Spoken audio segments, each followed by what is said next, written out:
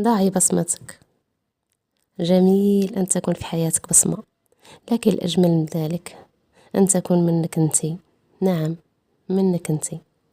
فالحرمان والخسران هو أن يكون العبد في حياته وبعد ما ماتوا مجرد رقم في قائمة طويلة من البشر. فصنعي لنفسك أثر يكون لك بعد ما ماتك. من الغريب هي يغادر المرء الدنيا وما يخليش، ما يترك ليه حتى بصمة في الحياة. من نهارو كما كنقولوا، من نهارو منسي، يعني في الأيام الأولى ديالو صافي ما مخليه حتى شي حاجة باش غادي يجبدو داك الإنسانة ولا داك الإنسان.